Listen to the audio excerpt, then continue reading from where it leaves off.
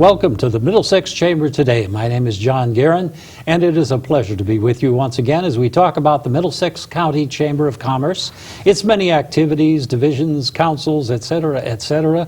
And today is one of the et ceteras. The Middlesex County has been proud to publicize and to promote the event called Career Expo for a number of years now, and it has grown tremendously, and we're just happy to talk to a couple of special guests who are going to give us some ideas about the 2017 version of Career Expo. Those guests are, we'll go ladies first, Caitlin Sullivan. Hi, thank you for having me. It's good to have you here. And Michael Fanza. Good afternoon, John. Thanks for having us. Good to have you. And as we usually do at the beginning of every program, we like to give each of you a chance to tell the audience what you do in real life. Mm-hmm. And Michael, you've been here a number of times. I have. So actually, to give Caitlin a little break, I'll start with you. Thank you. So I'm a dean of students at Vinyl Technical High School.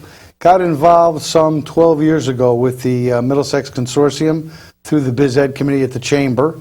And we've developed this concept of Career Expo over the years in collaboration with some of the schools of which Caitlin is a member of. Mm-hmm. Very good.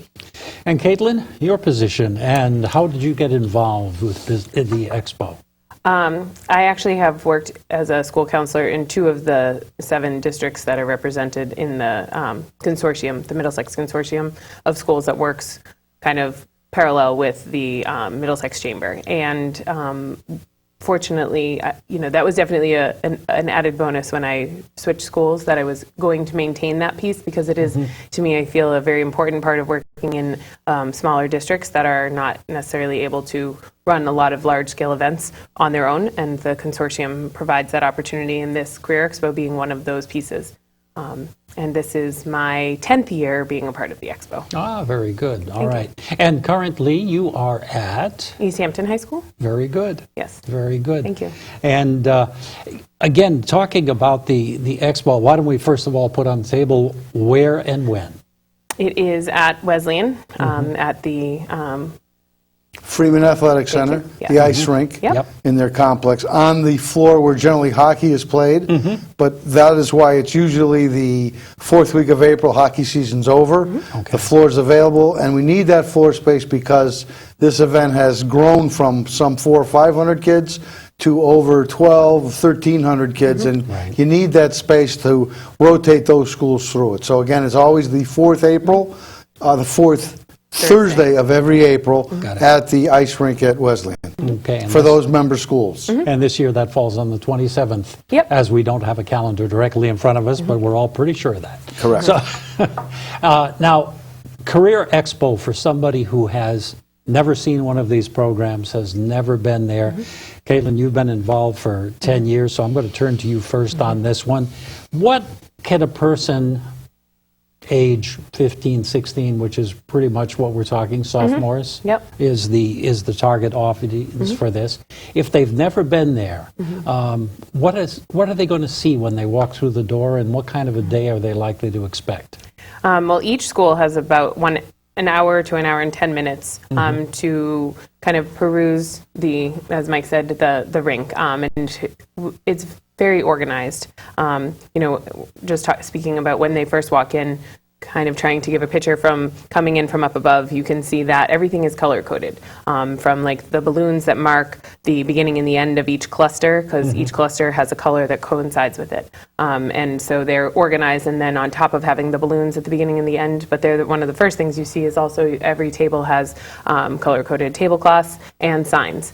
So it's very easy for students to be able to identify that there's something going on within each of those that makes them unique. We also provide each student with a list of careers that are in each of those clusters, and again in color coordinated, starting at red, green, red, orange, yellow, in rainbow order, and we have them go through and make sure that they know what they're going to be kind of asking. I don't know if you want to go into like that part yet, or if you kind of just want to go through. We can get into a little of that too. Well, part of this, I think, what the business community and even the vendors don't see, on the educational side, there's work going on months before the event. Right. And by work, I mean that counseling departments like Caitlin's are talking to the kids and and giving them resources, whether it be on software to research pathways, whether it be on software to talk about different careers, vocations, colleges that kids may want to go to.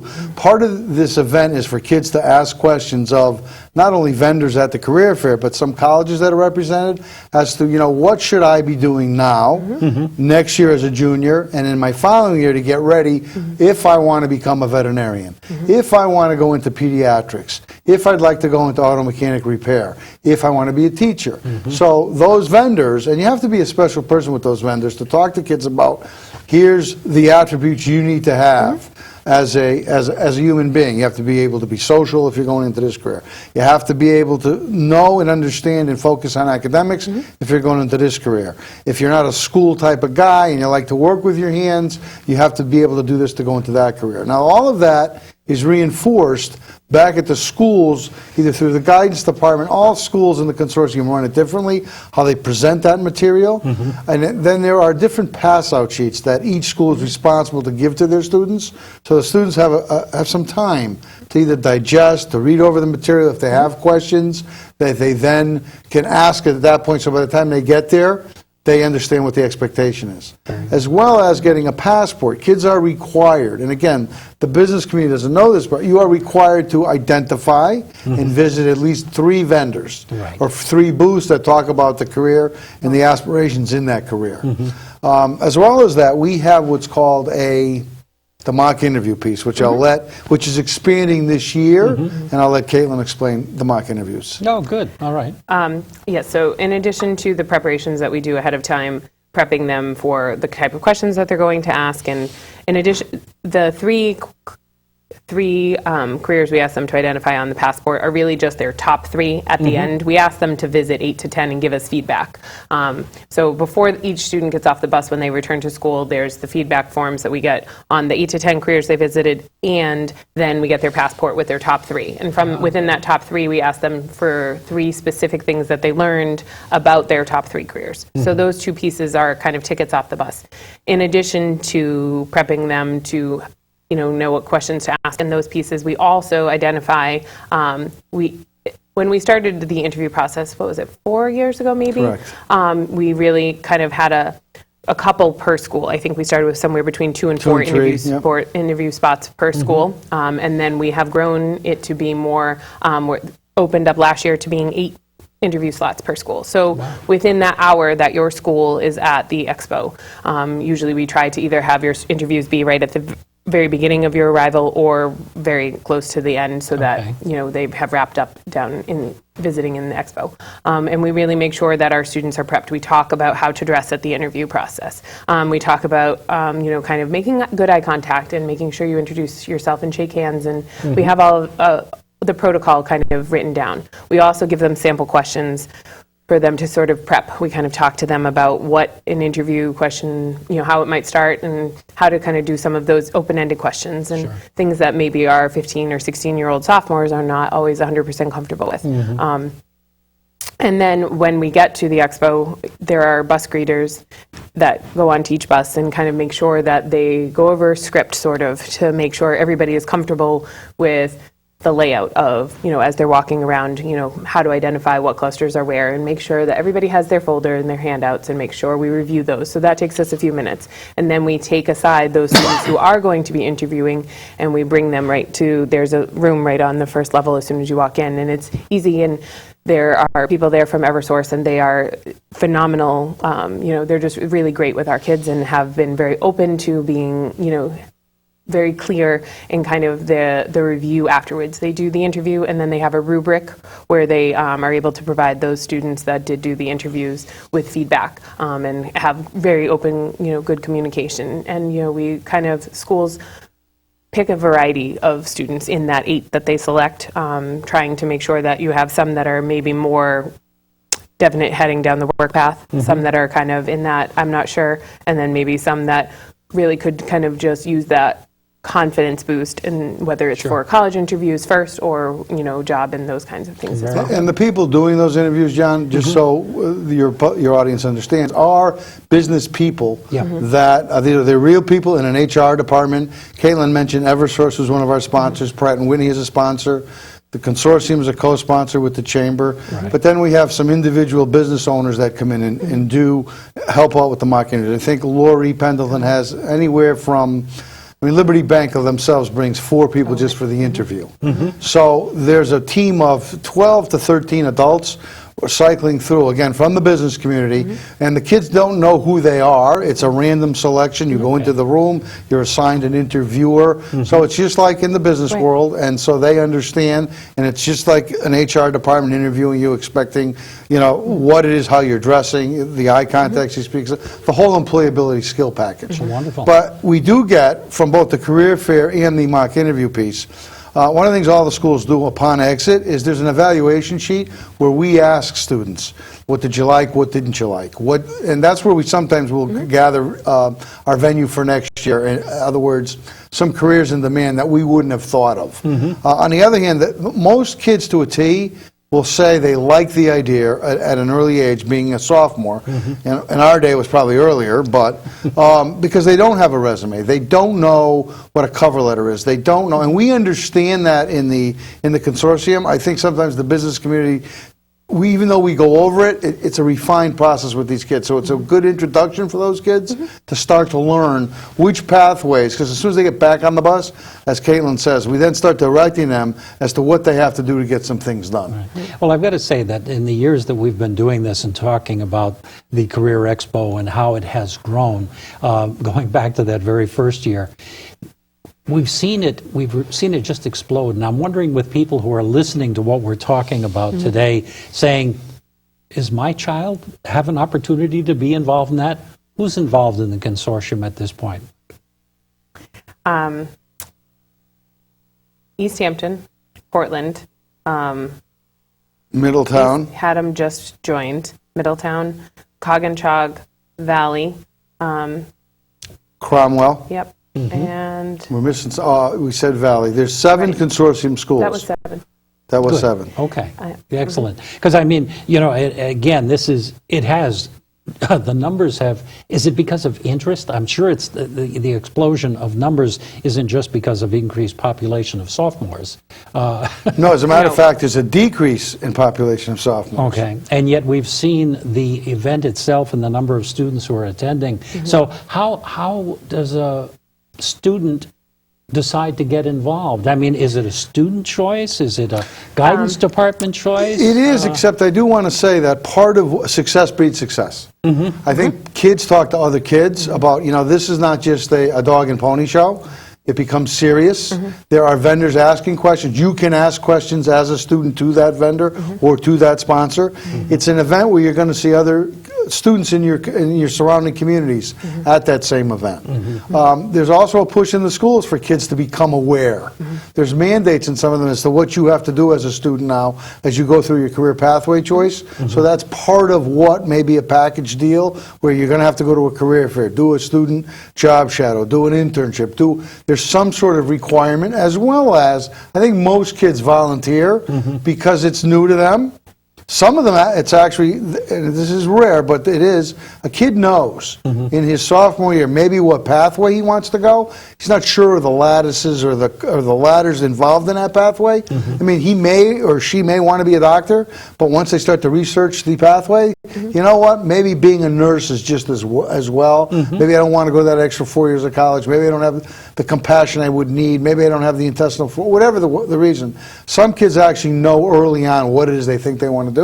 So it's a way to explore. So I think it's the talking up, it's the collaboration with the collaborative itself. I mean, to that end, we have had outside schools requests through, the director of the consortium is a woman by the name of Donna Finkelstein, who's housed out of Portland High School, but has been doing this for quite a few years. So based on her efforts of that collaboration and just getting people involved and how they present it to schools is certainly a credit to her. And then the Biz Ed committee certainly helps, and the word gets out, whether it's on the chamber website, shows like this, so parents may ask their students, hey, I saw this thing on Now, the kid may not know how to identify it, but word goes home. Sure. Permission slips have to be signed. Yeah. And we get anywhere from 80 to 120 and up of participations from all the member schools. Yeah. Oh, I mean, that's tremendous. And now, working with the students directly who are going to the Expo and being involved in a number, of them yourself, Caitlin, what kind of reactions do you see from the kid who's expressing some interest to what they are saying after they finish the process? After they've gone around and done the whole expo? Right. Well, for us, we do a lot of conversations beforehand. We do interest inventories. We talk up the expo. We really many of the districts really push the expectation that this is connected to sort of our curriculum as from like a guidance standpoint, and making sure that our students understand that this is just as important as taking their math test or something like that. And it is really, those pieces, getting the grades and having that part is important, but also you need to start thinking, at this point you're almost done sophomore year, and really start thinking about what are your courses going to be next year. So that's sort of where when we come back from the expo, that's the conversation that we then revisit, and looking at their top 3 careers that they gave us on the expo and what they learned, and really having conversations and looking at, okay, these are the classes at this point you have expressed interest in taking next year as a junior. Do those courses really make sure that they're lined up with making sure that you're fitting into at least 2 of those top 3 choices in terms of career, and making sure that college career readiness piece is there as well. And how would you say, again, their reaction to the fair once it's over? When what kind of it's feedback? all very positive. Even if there were kids sometimes beforehand that have mixed feelings, or they're on the bus, or as they're getting off when they get there, we're all very excited for them to be here. And as greeters, the greeters couldn't be more enthusiastic and excited to have them there. And some of those kids go off the bus not really sure what to expect. And when they're getting back on, you chat with them, and the conversations are just very positive. And in reading their reviews as well, they're like, oh, I wish I had known at the beginning really how much I was going to get out of it, and maybe put more into the first couple of conversations I had. Those types of things. Well, I've got to say, at age 15, roughly, the ability to ask questions, to interact with adults at this point. Most of them are very good with their thumbs, but actual physical interaction. How much prep do you have to do with them to get them to open up? Because I know there are so many students at that age who are very inwardly focused. It's a work in progress, because it's not just that one-day event. I just think that kids have changed since we were kids. There's no question that it's a different world from the technology standpoint. So when we at the schools recognize that there's an employability skills gap, so to speak, whether it be eye contact, articulation, the ability to write the written word, et cetera, those attributes that businesses want, we try to reinforce on a daily basis through a variety of methods at the schools. But this is an actual way where they get to interact with people. And as Caitlin had mentioned, greeters on the bus will tell kids, we will not tolerate an electronic device being on when you're on the floor. We understand that that's a way for kids to communicate, but on the other hand, there's a time and a place. So, as I said, it's a work in progress, because we try to reinforce that with the kids, but we only have them 6 hours a day. So the other part really has to come from somewhere else. Now, we do know that it does come from the business community when you're working, because the kids do have a different kind of respect, so to speak, when they're out there working and they're being told in a paid position, this is what you can and cannot do. Most kids understand what the expectation is once they're told the expectation, but again, it's a work in progress, and we just try and reinforce what the business community is looking for from our kids and from our graduates. Well, I sit there again too, and again focusing on that young teenager who's going out to a career expo at this point. So many of them really have no idea what they want to be. I mean, in all honesty, very often it's mid-20s, mid-30s, where they may settle in on a career sometimes. So how is that a challenge to you in wanting them to put down their top 3 careers that they might show interest in or want to get information on? Well, we really do.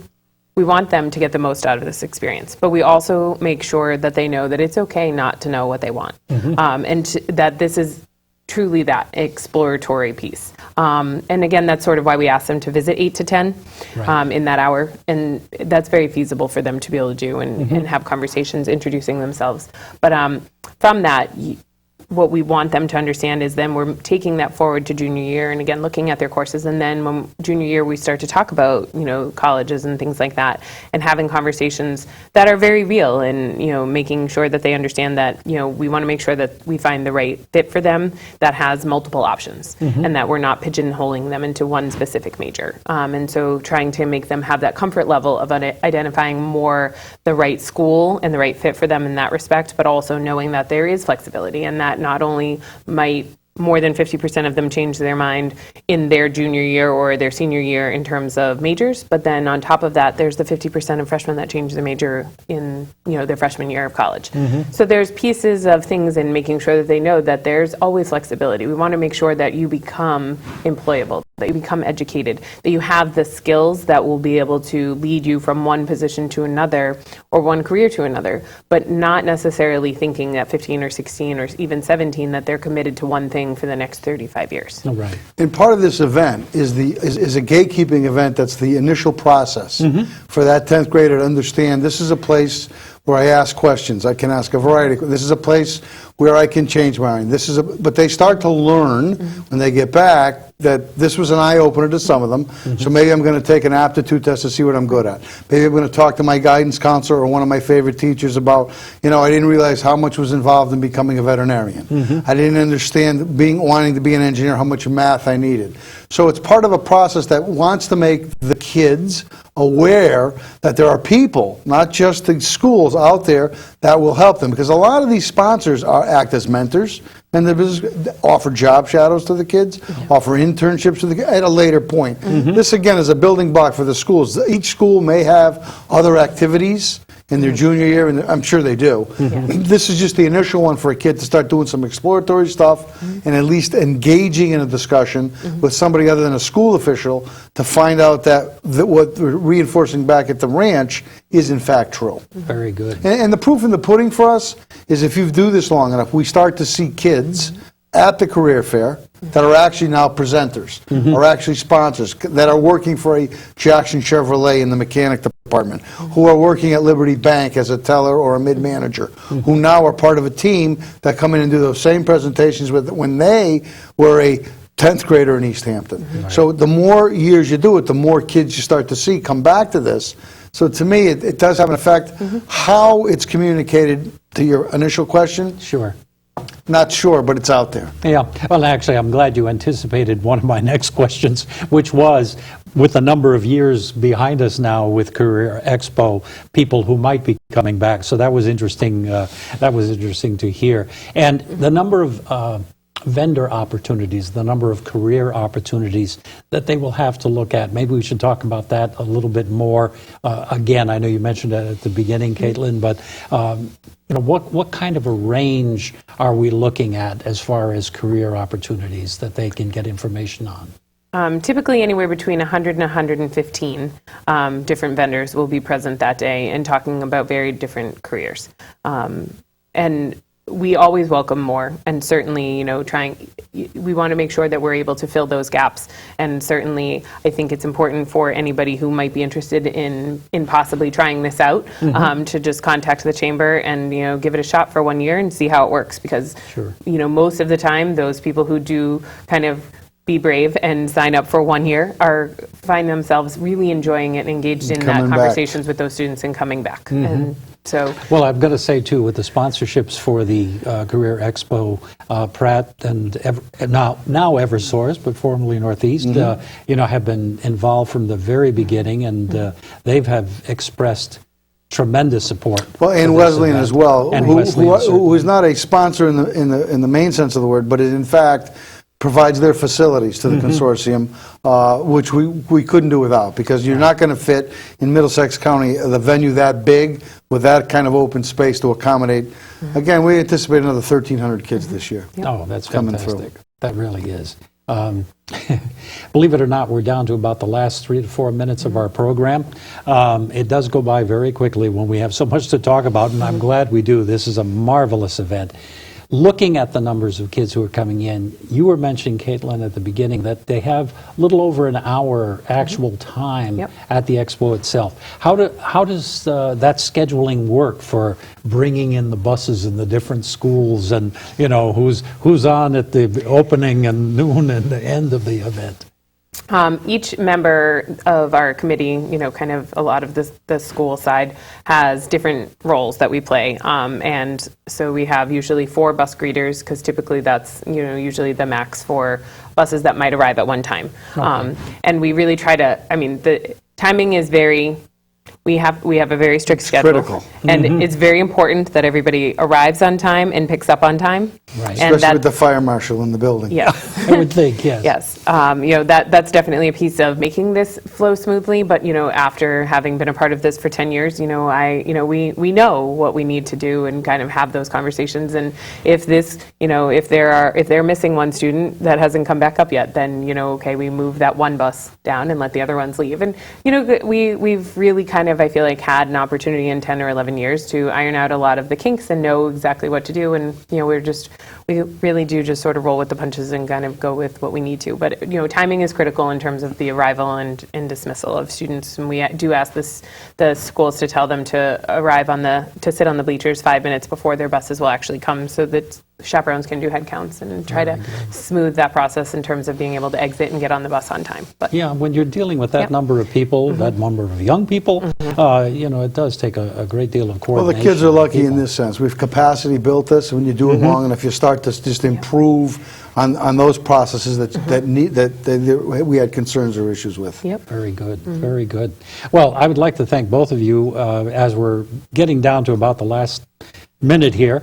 If there's some final thought that you might have, that something we haven't talked about or something you'd like to emphasize I to the would only audience. offer that those people in the business community should reach out, because if you're not interested in the career fair, there may be some other things you can do for the high schools as well as the chamber, whether it be a job shadow opportunity, an internship, a mentoring opportunity, the ability for your company, depending on the size of it, to come into one of the schools, to do a presentation, whether it be on resume writing, whether it be your own mock interviews, whether it be on what your company does for the community and why you may be interested as a kid, to be involved. And part of that, as Caitlin mentioned, if you call, I believe it's 860-347-2469 is the chamber number, and ask for any chamber staff member, and they will direct your call to the liaison there to at least take the information, because that database of sponsors generally is in each one of our communities and works with one of the high schools anyway,